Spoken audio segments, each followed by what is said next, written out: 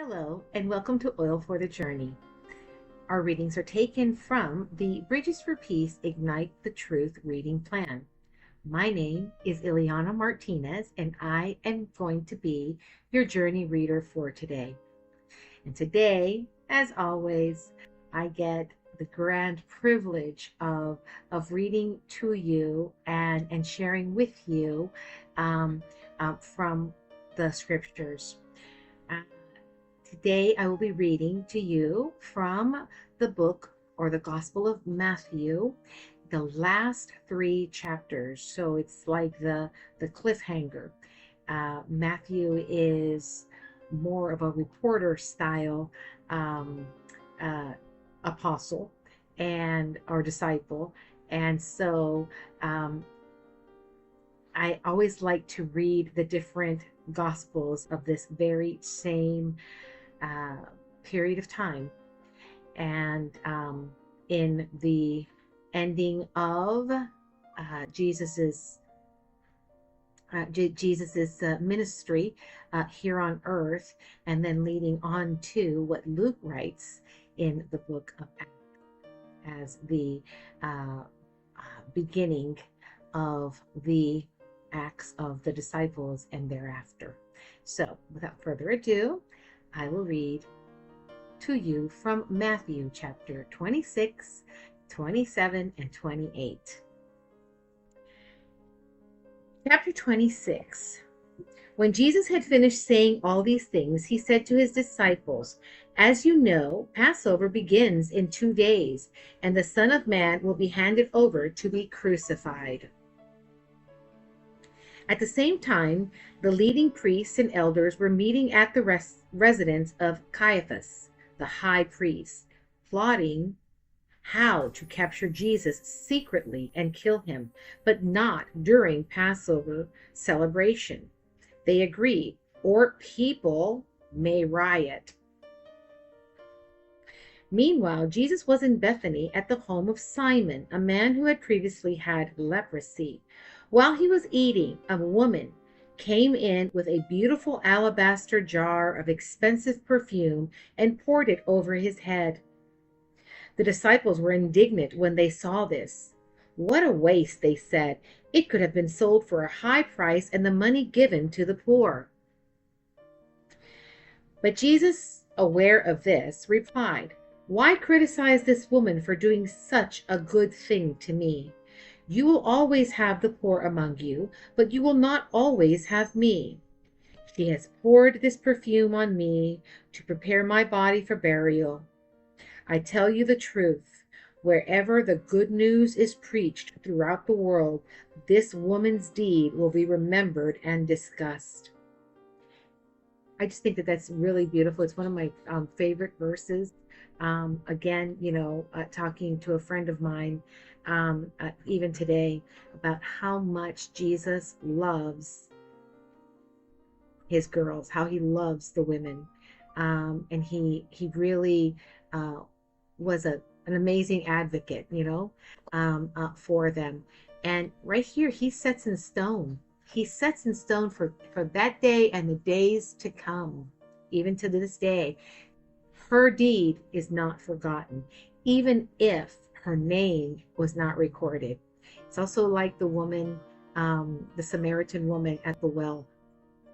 So ponder about these things. The last time I read, it was with regard to the Tamars, and being aware of the importance that God gives when he weaves the woman's story throughout the scriptures. But I digress. Verse 14 of chapter 26. Then Judas Iscariot, one of the 12 disciples, went to the leading priests and asked, "How much will you pay me to betray Jesus to you?" And they gave him 30 pieces of silver. From that time on, Judas began looking for an opportunity to betray Jesus. Verse 17.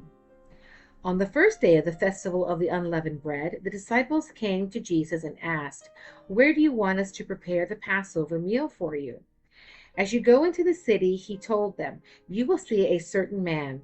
Tell him, the teacher says, my time has come, and I will eat the Passover meal with my disciples at your house. So the disciples did as Jesus told them and prepared the Passover meal there. When it was evening, Jesus sat down at the table with the 12, and while they were eating, he said, I tell you the truth, one of you will betray me. Greatly distressed, one asked in turn, am I the one, Lord? And Jesus replied, one of you who has just eaten from this bowl with me will betray me. For the Son of Man must die, as the scriptures declared long ago. But how terrible it will be for the one who betrays him. It will be far better for that man if he had never been born. Judas, the one who would betray him, also asked, Rabbi, am I the one? And Jesus told him, you have said it. As they were eating, Jesus took some bread and blessed it, and he broke it in pieces and gave it to his disciples, saying, take this and eat it, for this is my body. And then he took the cup of wine and gave thanks to God for it. He gave it to them and said, each of you drink from it, for this is my blood, which confirms the covenant between God and his people. It is poured out as a sacrifice to forgive the sins of many. Mark my words, I will not drink wine again until the day I drink it anew with you in my Father's kingdom. Then they sang a hymn and went out to the mountain of Olives.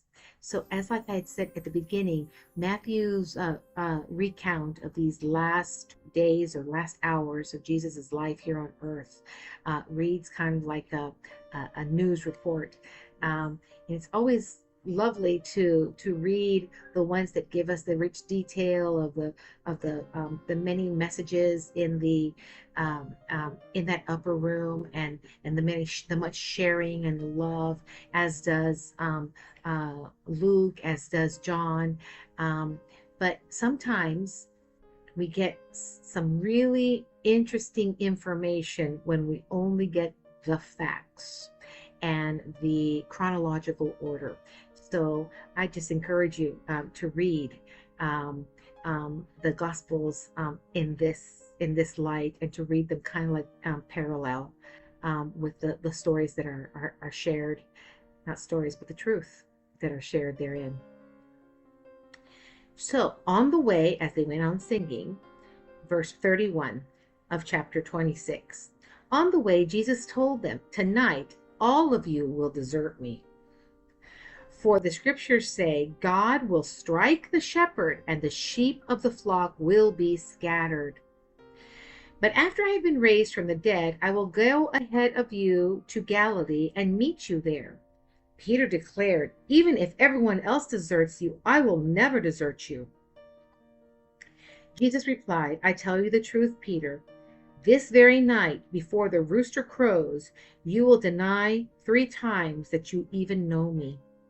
No, Peter insisted, even if I have to die with you, I will never deny you. And all the other disciples vowed the same. Then Jesus went with them to the olive grove called Gethsemane, and he said, sit here while I go over there to pray. He took Peter and Zebedee's 2 sons, James and John, and he became anguished and distressed. He told them, my soul is crushed with grief to the point of death. Stay here and keep watch with me. He went on a little further and bowed his face to the ground, praying, my Father, if it is possible, let this cup of suffering be taken away from me. Yet I want your will to be done and not mine. When he returned to the disciples and found them asleep, he said to Peter, couldn't you watch with me even 1 hour? Keep watch and pray, so that you will not give in to temptation.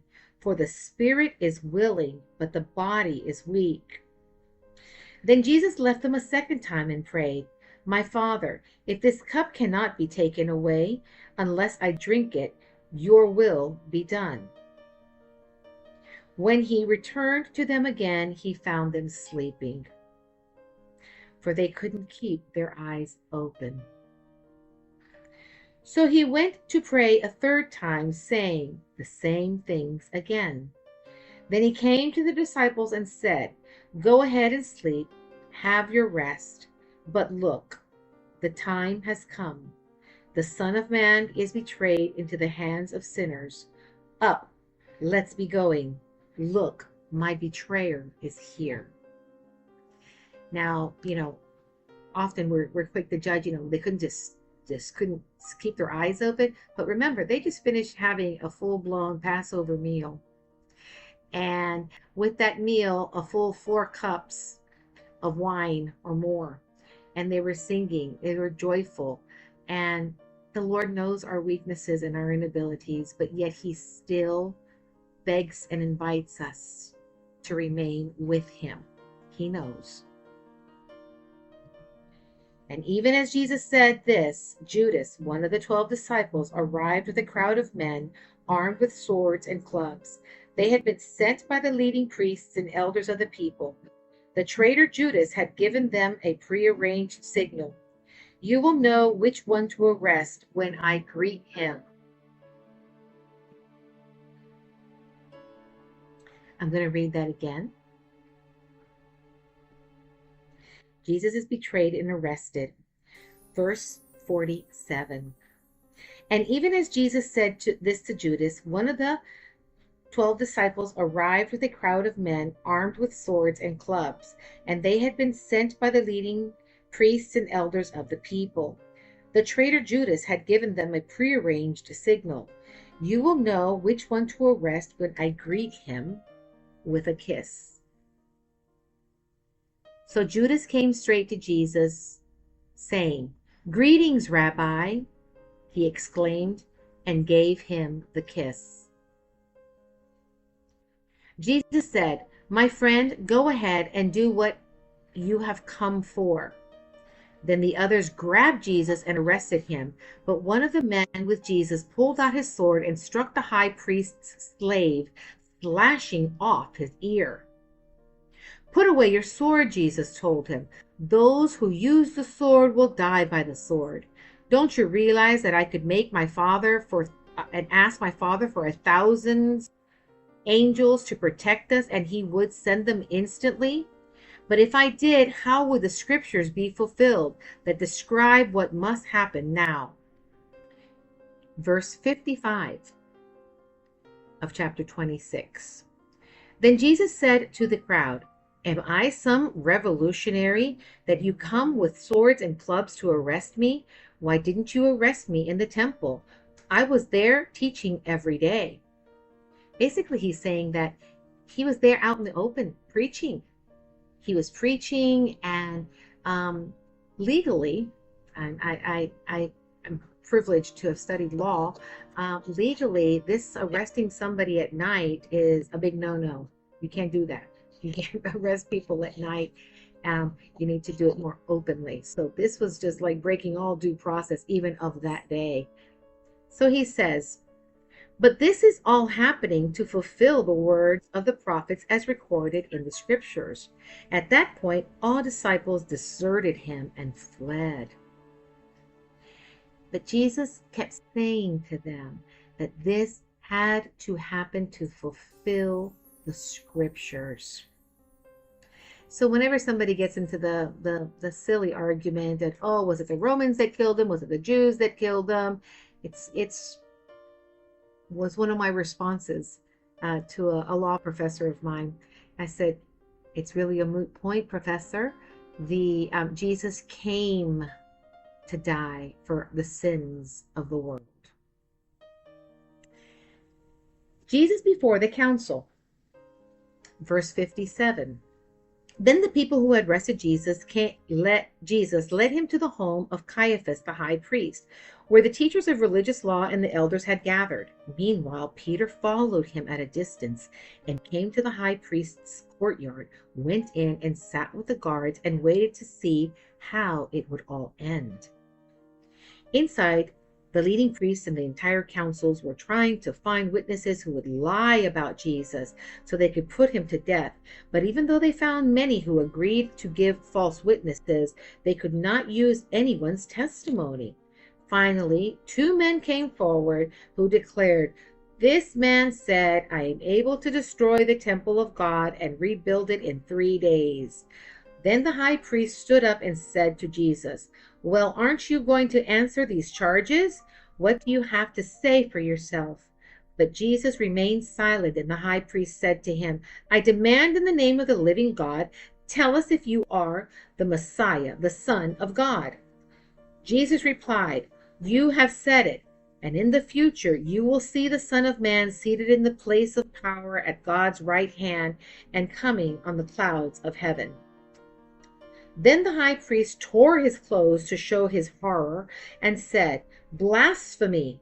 Why do we need other witnesses? You have all heard this blasphemy. What is your verdict?" "Guilty," they shouted. "He deserves to die." And they began to spit in Jesus' face and beat him with their fists. And some slapped him, jeering, "Prophesy to us, you Messiah.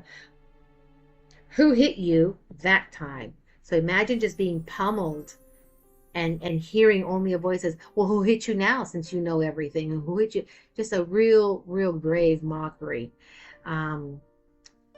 Pretty scary stuff.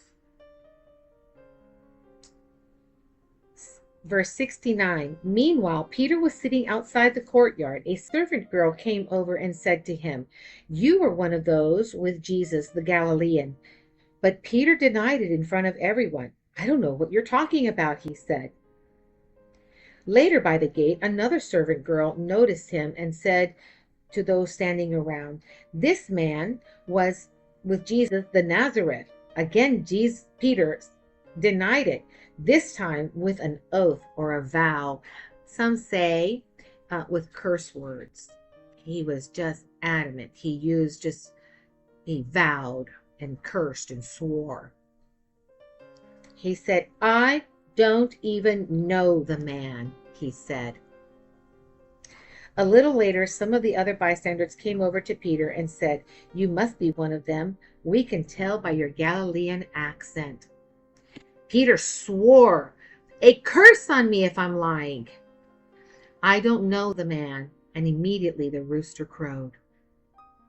Suddenly Jesus' words flashed through Peter's mind. "Before the rooster crows, you will deny me 3 times that you even know me." And he went away weeping bitterly. Chapter 27. Very early in the morning, the leading priests and the elders of the people met again to lay plans for putting Jesus to death. They bound him, led him away, and took him to Pilate, the Roman governor. When Judas, who had betrayed him, realized that Jesus had been condemned to die, he was filled with remorse. So he took the 30 pieces of silver back to the leading priests and elders and said, "I have sinned, for I have betrayed an innocent man." "What do we care?" they retorted. "What is your problem?" Then Judas threw the silver coins down in the temple and went out and hung himself.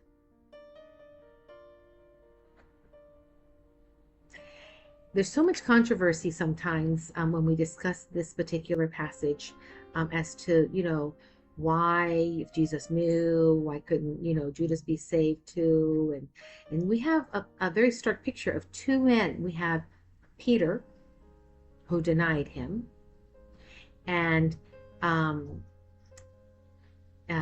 Judas, who betrayed him. What's the difference? They both were filled with immediate remorse. One went away weeping bitterly, and the other one didn't remain. The other one went and hung himself. And I, just in my studies, it fell upon my heart to say, both of them had the same opportunity, but if one had the one that hung himself, had truly spent the time knowing who Jesus was, he would have known in his heart that there was forgiveness awaiting for him, that hanging was not the answer. So it was how much in those 3 years, Peter, who went away shamed and bitter and weeping, he spent enough time with Jesus to know that there was forgiveness for him. Think about that too when you read, I'm back again through this. The leading priest came out and picked up the coins. It wouldn't be right to put this money in the temple treasury, they said, since it was payment for murder. See, even they acknowledged that it was murder. After some discussion, they finally decided to buy the potter's field, and they made it into a cemetery for foreigners. That is why the field is still called today the Field of Blood, or sometimes even the Field of the Pauper.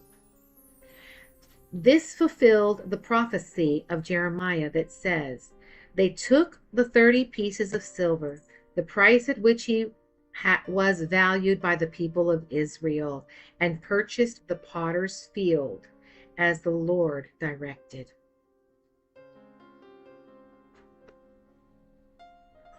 A potter's field is a field where unknown people are met, people that are destitute, unknown, foreigners, unbelievers.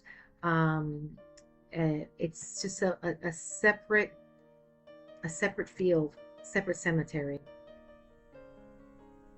Interesting. I got to look at that some more too. So we move on to verse 11 of chapter 27. Now Jesus was standing before Pilate, the Roman governor. Are you the king of the Jews? The governor asked him. Jesus replied, you have said it. But when the leading priests and the elders made their accusations against him, Jesus remained silent. Don't you hear all these charges they are bringing against you? Pilate demanded. But Jesus made no response to any of the charges, much to the governor's surprise. Now it was the governor's custom each year during Passover celebration to release one prisoner to the crowd, anyone they wanted. This year, there was a notorious prisoner named Barabbas. As such, as the crowds gathered before Pilate's house that morning, he asked them, which one do you want me to release to you, Barabbas or Jesus, who is called the Messiah? He knew very well that the religious leader had arrested Jesus out of envy. Just then, as Pilate was sitting on the judgment seat, his wife sent him this message: leave that innocent man alone. I suffered through a terrible nightmare about him last night. So Pilate's wife had a nightmare about Jesus, that he was innocent, and she had a horrible dream and was trying to warn her husband. Meanwhile, the leading priests and the elders persuaded the crowd to ask for Barabbas to be released and for Jesus to be put to death. So the governor asked again, which one of these do you want me to release to you? The crowds shouted back, Barabbas! Pilate responded, then what should I do with Jesus, who is called Messiah? And they shouted back, crucify him. Why? Pilate demanded. What crime has he committed? But the mob roared even louder, crucify him. Pilate saw that he wasn't getting anywhere and that the riot was developing. So he sent for a bowl of water and washed his hands before the crowd, saying, I am innocent of this man's blood. The responsibility is yours. And all the people yelled back, we will take the responsibility for his death, we and our children. So Pilate released Barabbas to them. He ordered Jesus flogged with a lead-tipped whip, then turned him over to the Roman soldiers to be crucified. Some of the governor's soldiers took Jesus to their headquarters and called out the entire regiment. They stripped him and put a scarlet robe on him. They wove thorn branches into a crown and put it on his head and placed a reed stick in his right hand as a scepter. Then they knelt before him in mockery and taunted, "Hail, King of the Jews!" And they spit on him and grabbed the stick and struck him on the head with it. When they were finally tired of mocking him, they stood and took off the robe and put his own clothes on him again. Then they led him away to be crucified. Along the way, they came across a man named Simon who was from Cyrene, and the soldiers forced him to carry Jesus' cross. And they went out to a place called Golgotha, which means the place of the skull. And the soldiers gave Jesus wine mixed with bitter gall, or vinegar. But when he had tasted it, he refused to drink it. After they had nailed him to the cross, the soldiers gambled for his clothes by throwing dice. Then they sat around and kept guard as he hung there. A sign was fastened above Jesus' head, announcing the charge against him, and it read, "This is Jesus, the King of the Jews." 2 revolutionaries were crucified with him, one on his right and one on his left. The people passing by shouted abuse, shaking their heads in mockery. "Look at you," they yelled at him. "You who were going to destroy the temple and rebuild it in 3 days. Well, then if you are the Son of God, save yourself and come down from the cross." And the leading priests and the teachers of religious law and the elders also mocked him. They mocked Jesus and said, "Save others." They scoffed. "He saved others, but he can't save himself. So he is the King of Israel, is he? Let him come down from the cross right now, and we will believe him. He trusted God, so let God rescue him now if he wants him. For he said, 'I am the Son of God.'" Even the revolutionaries who were crucified with him ridiculed him in the same way. At noon, darkness fell across the whole land until 3 o'clock. At about 3 o'clock, Jesus called out with a loud voice, "Eli, Eli, lema sabachthani," which means, my God, why have you abandoned me?" Some of the bystanders misunderstood and thought he was calling out for the prophet Elijah. One of them ran and filled a sponge with sour wine, holding it up to him on a reed stick so that he could drink. But the rest said, "Wait, let's see whether Elijah comes to save him." When Jesus shouted again, and he released his spirit. Then Jesus shouted again and released his spirit. At that moment, the curtain in the sanctuary of the temple was torn in two, from top to bottom. The earth shook, rocks split apart, tombs opened. The bodies of many godly men and women who had died were raised from the dead. They left the cemetery after Jesus' resurrection, went into the holy city of Jerusalem, and appeared to many people. The Roman officers and the other soldiers at the crucifixion were terrified by the earthquake and all that had happened. They said, "This man truly was the Son of God." And many women who had come from Galilee with Jesus to care for him were watching from a distance. Among them were Mary Magdalene, Mary the mother of James and Joseph, and mother of James and the mother of James and John, the sons of Zebedee. As the evening approached, Joseph, a rich man from Arimathea, who had become a follower of Jesus, went to Pilate and asked for Jesus' body, and Pilate issued an order to release it to him. Joseph took the body, wrapped it in a long sheet of clean linen cloth, while he placed it in his own new tomb, which had been carved out of the rock. Then he rolled a great stone across the entrance and left. Both Mary Magdalene and the other Mary were sitting across from the tomb watching. The next day, on the Sabbath, the leading priests and Pharisees went out to see Pilate, and they told him, "Sir, we remember that the deceiver once said, while he was still alive, 'After 3 days I will rise from the dead.' So we request that you seal the tomb until the third day. This will prevent the disciples from coming and stealing his body and then telling everyone that he was raised from the dead.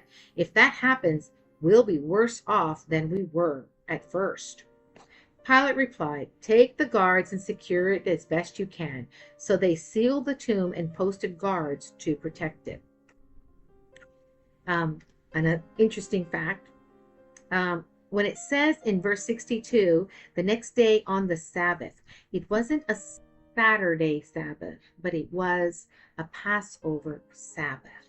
So keep that in mind when you do the fun work of dissecting the time stamp of the 3 days in the tomb. Very interesting. A very interesting study. So I encourage you to look forward into that. Chapter 28. Early on Sunday morning, which is the first day of the week, as the new day was dawning, Mary Magdalene and the other Mary went out to visit the tomb. Suddenly there was a great earthquake, for an angel of the Lord came down from the heaven, rolled aside the stone, and sat on it. His face shone like lightning, and his clothing was as white as snow. The guards shook with fear when they saw him, and they fell into a dead faint. They got knocked out, completely knocked out. Then the angel spoke to the women. "Don't be afraid." And here it is. He appears to the women first, just like he revealed to the Samaritan woman his holiness, that he was in fact the Messiah, first to a woman. And mind you, I'm just sharing that because it's a beautiful thing to be so highly regarded, and to be a woman to be highly regarded, not to take anything away from how he used our brothers and the beautiful godly men in the scriptures. But I just want to encourage you, my sisters, that are listening, that you too are also regarded. Then the angel spoke to the women. "Don't be afraid," he said. "I know you are looking for Jesus who was crucified. He isn't here. He has risen from the dead, just as he said it would happen. Come see where his body was lying, and now go quickly and tell the disciples that he has risen from the dead, and that he is going ahead of you to Galilee. You will see him there. Remember what I have told you," said the angel. The women ran quickly from the tomb. They were very frightened, but also filled with great joy, and they rushed to give the disciples the angel's message. And here it is again. "And as they went, Jesus met them and greeted them. And they ran to him, grasped his feet, and worshipped him. And Jesus said to them, 'Don't be afraid. Go tell my brothers to leave for Galilee, and they will see me there.' As the women went on their way, some of the guards went into the city and told the leading priests what had happened. A meeting with the elders was called, and they declared to give the soldiers a large bribe." This reads like some horrible movie about justice or injustice, even in the political, the religious, and in all the sectors. Everyone was bribing one another, lying to one another, making false accusations. It's a pretty exciting read. They told the soldiers You must say, Jesus' disciples came during the night while we were sleeping, and they stole his body. If the governor hears about it, we'll stand up for you so that you won't get in trouble. Because obviously, if a Roman guard falls asleep on duty, the penalty was actually death to them. So they had to kind of like do this plea bargaining thing with them, or anyways, it's just rich. It's just rich. Um, so the guards accepted the bribe and said what they were told to say. Their story spread widely among the Jews, and they still tell it today. Yes, even today, March 2025. Then the 11 disciples left for Galilee, going to the mountains where Jesus had told them to go. And when they saw him, they worshipped him, but some of them doubted. And Jesus came and told his disciples, I have been given all authority in heaven and on earth.